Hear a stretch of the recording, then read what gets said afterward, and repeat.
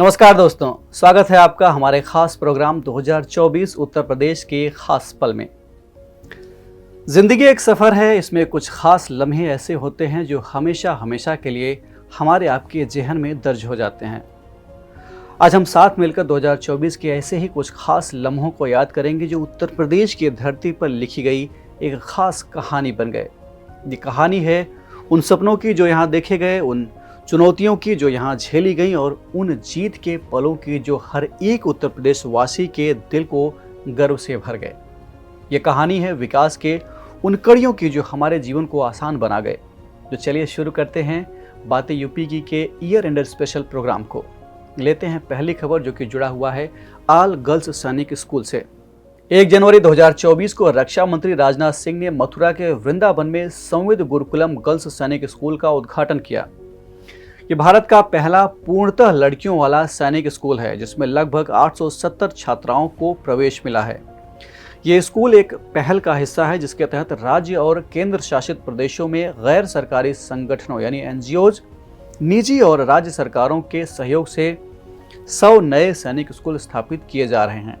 इस योजना में से 42 स्कूल पहले ही स्थापित हो चुके हैं। इस स्कूल को उन लड़कियों के लिए आशा की किरण माना जा रहा है जो सशस्त्र बलों में शामिल होना चाहती हैं।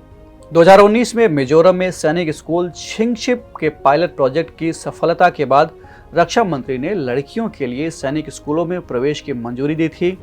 इस पहल का उद्देश्य छात्रों को गुणवत्तापूर्ण शिक्षा और बेहतर करियर के अवसर प्रदान करना है। बढ़ते हैं एक और माइलस्टोन की ओर। 22 जनवरी 2024 को अयोध्या के राम मंदिर में रामलला की मूर्ति की प्राण प्रतिष्ठा हुई। शंखनाद और मंत्रोच्चार के बीच रामलला अपने भव्य गर्भगृह में विराजमान हुए। प्रधानमंत्री नरेंद्र मोदी ने विशेष मुहूर्त में भगवान राम की प्राण प्रतिष्ठा की। इस पल का गवाह बनने के लिए देश के कई बड़े बड़े लोग प्राण प्रतिष्ठा प्रोग्राम में शामिल होने के लिए अयोध्या पहुंचे थे। ये लोग मंदिर निर्माण के पहले चरण के बाद पवित्रता समारोह आयोजित किया गया था जो 2019 में राम जन्मभूमि बाबरी मस्जिद शीर्षक मुकदमे पर सुप्रीम कोर्ट के फैसले से संभव हुआ। हिंदूवादियों ने तर्क दिया था कि बाबरी मस्जिद का निर्माण भगवान राम के जन्मस्थान को चिन्हित करने वाले मंदिर के स्थल पर किया गया था। 1992 में 16वीं सदी की मस्जिद को कार सेवकों ने ध्वस्त कर दिया था। बढ़ते हैं अगली खबर की ओर। उत्तर प्रदेश में स्वच्छ ऊर्जा के क्षेत्र में 1 लाख करोड़ रुपए के अनुमानित परिव्यय वाली 125 परियोजनाएं योजनाबद्ध हैं, जिनमें से पहले चरण में बुंदेलखंड और पूर्वी उत्तर प्रदेश के विभिन्न जिलों में 35,000 करोड़ रुपए की 4 बड़ी सौर परियोजनाएं स्थापित की जानी हैं। मुख्यमंत्री योगी आदित्यनाथ का लक्ष्य राज्य की 40% ऊर्जा आवश्यकताओं को सौर और वैकल्पिक स्रोतों से पूरा करना है। राज्य सरकार ने 2023 के ग्लोबल इन्वेस्टर समिट में 40 लाख करोड़ रुपए के निवेश प्रस्ताव हासिल किए थे, जिनमें अक्षय ऊर्जा परियोजनाओं का महत्वपूर्ण योगदान था। उत्तर प्रदेश सरकार द्वारा सोनभद्र में 17,000 करोड़ रुपए के निवेश से 3660 मेगावाट की पंप स्टोरेज परियोजना और बखीरा पक्षी अभयारण्य में 50 मेगावाट का फ्लोटिंग सोलर प्लांट स्थापित किया जा रहा है। बढ़ते अगली खबर की ओर जो नाबालिगों के गाड़ी चलाने से जुड़ी हुई है। उत्तर प्रदेश सरकार ने नाबालिगों को गाड़ी चलाने की अनुमति देने वाले माता पिता या वाहन मालिकों पर 3 साल की कैद और 25,000 रुपए जुर्माने का सख्ती से पालन करने का निर्णय लिया है। परिवहन विभाग के सहयोग से सरकारी विद्यालयों में सड़क सुरक्षा पर जागरूकता अभियान भी चलाया जा रहा है। मोटर वाहन संशोधन अधिनियम 2019 की धारा 199(a) के तहत ये सुनिश्चित किया गया है कि किशोरों द्वारा किए गए वाहन संबंधी अपराधों के लिए उनके अभिभावक यानी गार्जियंस या वाहन मालिक को जिम्मेदार ठहराया जाएगा। विशेषज्ञों की माने तो सड़क दुर्घटनाओं में 40% मौतों में नाबालिगों का हाथ होता है। अधिकारियों ने 18 वर्ष से कम उम्र के बच्चों द्वारा ड्राइविंग पर बैन लगाने वाले कानून को सख्ती से लागू करने की अपील की है। ये संशोधन सड़क सुरक्षा सुधारने के उद्देश्य से कई नए प्रावधानों को लागू करता है। बढ़ते हैं अगले खबर की ओर जो कि एमएसएमई से जुड़ा हुआ है। Realty consulting firm CBRE south Asia और सीआरईडीएआई के एक रिपोर्ट के मुताबिक उत्तर प्रदेश देश के सूक्ष्म लघु और मध्यम उद्यम यानी एमएसएमई क्षेत्र में 9% हिस्सेदारी के साथ शीर्ष 3 राज्यों में शामिल हो गया है। सूक्ष्म लघु और मध्यम उद्यम मंत्रालय के आंकड़ों के मुताबिक राज्य में 20.95 लाख एमएसएमई रजिस्टर्ड है जो इस क्षेत्र में महत्वपूर्ण योगदान करता है। निर्माण क्षेत्र में सकल घरेलू उत्पाद में 8% का योगदान है जो भारतीय एमएसएमई के लिए एक रणनीतिक अवसर पेश करता है। उत्तर प्रदेश के प्रमुख शहर जैसे आगरा हो गए, कानपुर, वाराणसी और लखनऊ एमएसएमई क्लस्टर के रूप में उभरे हैं। सरकार, उद्योग और वित्तीय संस्थानों के सहयोग से एमएसएमई को विकास के लिए आवश्यक संसाधन और मार्गदर्शन देने की कोशिश कर रही है। ये सहयोग एमएसएमई के लिए एक मजबूत समर्थन प्रणाली, एक सपोर्ट सिस्टम डेवलप करने में हेल्प करेगा। बात गंगा के किनारे बसे दो बहुत ही शानदार शहरों की, प्रयागराज और वाराणसी की। स्वच्छ सर्वेक्षण 2023 के तहत प्रयागराज और वाराणसी को नई दिल्ली में प्रतिष्ठित राष्ट्रपति पुरस्कार से सम्मानित किया गया। उत्तर प्रदेश के 8 शहरों, जिनमें लखनऊ, गोरखपुर और कानपुर भी शामिल हैं, इन्होंने 3 स्टार रेटिंग अर्जित की, जबकि नोएडा ने 5 स्टार रेटिंग हासिल की है। राज्य के 648 शहरों ने खुले में शौच मुक्त यानी ओडीएफ का दर्जा हासिल किया, जबकि 65 शहरों ने कचरा मुक्त शहर का दर्जा प्राप्त किया। उत्तर प्रदेश के 129 शहरों ने ODF++ का दर्जा हासिल किया, जो टिकाऊ अपशिष्ट प्रबंधन और खुले में शौच मुक्त मानकों के पालन को दर्शाता है।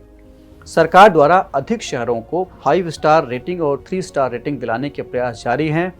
स्वच्छ सर्वेक्षण 2023 ने नागरिकों की भागीदारी बढ़ाकर शहरी स्वच्छता को बेहतर बनाने में महत्वपूर्ण भूमिका निभाई है।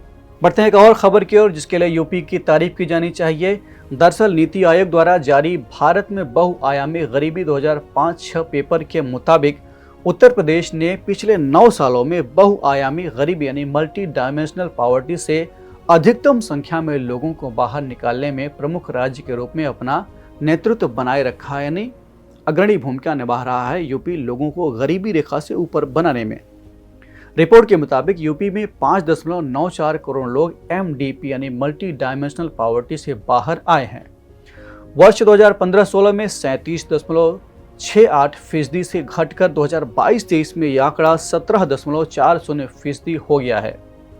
नीति आयोग ने 12 संकेतकों के आधार पर पैरामीटर्स के बेस पर बहुआयामी गरीबी यानी MDP को मापा, जिसमें ऑक्सफोर्ड गरीबी और मानव विकास पहल OPHI और UNDP ने योगदान दिया। रिपोर्ट के मुताबिक भारत में बहुआयामी गरीबी 29.17% से घटकर 11.28% हो गई है और 24.82 करोड़ लोग गरीबी से बाहर आए हैं। नीति आयोग ने राज्यों और केंद्र के बीच सहयोगात्मक दृष्टिकोण कोऑपरेटिव एक एटीट्यूड की बढ़ावा पर जोर दिया है। बढ़ते हैं अगली खबर की ओर, जो कि जुड़ा है हवाई अड्डों से। उत्तर प्रदेश 21 हवाई अड्डों वाला भारत का पहला राज्य बन चुका है, जहां 21 हवाई अड्डे हैं। जी हां, बजट 2024-25 के तहत राज्य सरकार ने जेवर में प्रस्तावित नोएडा अंतर्राष्ट्रीय हवाई अड्डे के लिए 1150 करोड़ रुपए आवंटित किए, एलोकेट किए। 2014 में यूपी में केवल 6 हवाई अड्डे थे, जबकि अब राज्य में 10 हवाई अड्डे हैं, जिनमें हाल ही में उद्घाटित महर्षि वाल्मीकि अंतर्राष्ट्रीय हवाई अड्डा, जो कि अयोध्या में है, ये भी शामिल है। नोएडा अंतर्राष्ट्रीय हवाई अड्डा 2025 की शुरुआत तक वाणिज्यिक परिचालन शुरू कर देगा, जिससे यूपी में कुल 5 अंतर्राष्ट्रीय हवाई अड्डे हो जाएंगे। 2024 में, या यूं कहें कि पिछले कुछ सालों से लिफ्ट में फंसकर मौतें होने या घायल होने के कई केसेस सामने आए। इसी को देखते हुए उत्तर प्रदेश विधानसभा में 2 महत्वपूर्ण विधेयकों को पारित किया गया। उत्तर प्रदेश लिफ्ट और एस्केलेटर विधेयक 2024 और उत्तर प्रदेश लोकायुक्त एवं उप लोकायुक्त संशोधन विधेयक 2024।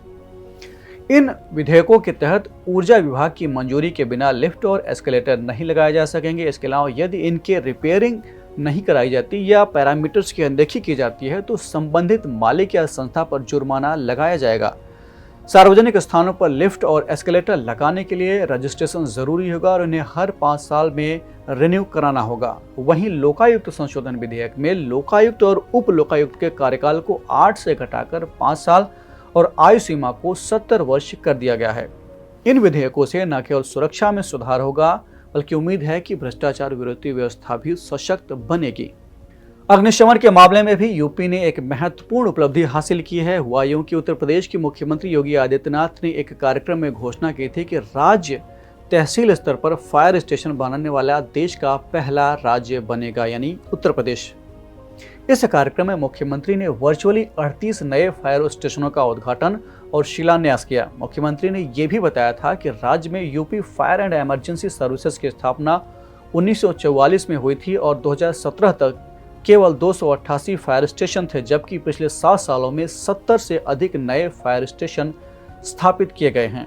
इसके साथ ही मुख्यमंत्री ने 35 नए अग्निशमन वाहनों को भी हरी झंडी दिखाई। उन्होंने फायर टेंडरों के प्रतिक्रिया समय यानी रिस्पांस टाइम को कम करने की जरूरत पर जोर दिया। सरकार ने राज्य आपदा प्रतिक्रिया बल यानी SDRF की स्थापना की है, जो आपदाओं के समय त्वरित राहत प्रदान करेगा। 2024 में एक युवा योजना की शुरुआत हुई है, यह भी एक महत्वपूर्ण खबर है। उत्तर प्रदेश के मुख्यमंत्री योगी आदित्यनाथ ने राज्य के युवाओं में उद्यमिता को बढ़ावा देने के उद्देश्य से मुख्यमंत्री युवा उद्यमी विकास अभियान यानी युवा योजना शुरू की। इस योजना के तहत राज्य सरकार हर साल 5 लाख रुपए तक के ब्याज मुक्त ऋण से 1 लाख युवा उद्यमियों को तैयार करने का लक्ष्य रखती है। इसके लिए वित्तीय वर्ष 2024-25 के बजट में 1000 करोड़ रुपए का एलोकेशन किया गया है। ये योजना शिक्षित और कुशल युवाओं को सशक्त बनाने, स्वरोजगार के अवसर प्रदान करने और MSME सेक्टर की स्थापना को बढ़ावा देने के लिए डिजाइन की गई है। इसके अलावा PM विश्वकर्मा योजना के तहत पारंपरिक कारीगरों के उत्थान के लिए भी सहायता दी जाएगी। इस योजना का उद्देश्य कारीगरों की बाजार पहुंच बढ़ाना, मार्केट तक उनका एक्सेस बनाए रखना और उन्हें औपचारिक अर्थव्यवस्था में शामिल करना है। जैसे जैसे समय बढ़ रहा है, ग्रीन हाइड्रोजन जैसे फ्यूल की जरूरत बढ़ती जा रही है। यूपी कैबिनेट ने भी राज्य की 5 वर्षीय हरित हाइड्रोजन नीति को मंजूरी दे दी है, जिसमें 2028 तक 10 लाख मीट्रिक टन हरित हाइड्रोजन का उत्पादन करने का लक्ष्य तय किया गया है। इस नीति के तहत 50.4 बिलियन रुपए की सब्सिडी प्रदान की जाएगी, जो भारत के राष्ट्रीय हरित हाइड्रोजन मिशन के तहत 2030 तक 5 मिलियन टन उत्पादन के लक्ष्य का 5वां हिस्सा पूरा करेगा।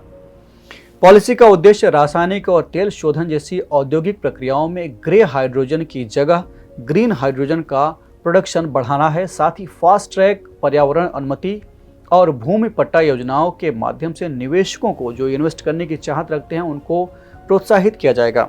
यह कदम राज्य को स्वच्छ ऊर्जा की दिशा में एक प्रमुख मील का पत्थर बनाएगा। बढ़ते हैं अगले खबर की ओर, जो कि जुड़ा है त्रिनेत्र ऐप से। उत्तर प्रदेश पुलिस ने अपराध की रोकथाम और जांच को अधिक इफेक्टिव बनाने के लिए डिजिटल प्लेटफॉर्म त्रिनेत्र ऐप 2.0 को अपनाया है। इस ऐप में अब 9.32 लाख से अधिक आपराधिक रिकॉर्ड डिजिटल हो चुके हैं, जिससे पुलिस कर्मियों को संदिग्धों की त्वरित पहचान करने में मदद मिलेगी। ऐप के माध्यम से पुलिसकर्मी अपराध इतिहास, FIR विवरण, पूछताछ रिपोर्ट, तस्वीरें और अन्य महत्वपूर्ण जानकारी तक एक्सेस कर सकते हैं। इसके साथ ही क्राइम GPT सुविधा अपराधी और आपराधिक गतिविधियों के बारे में व्यापक जानकारी तक क्विक एक्सेस देती है।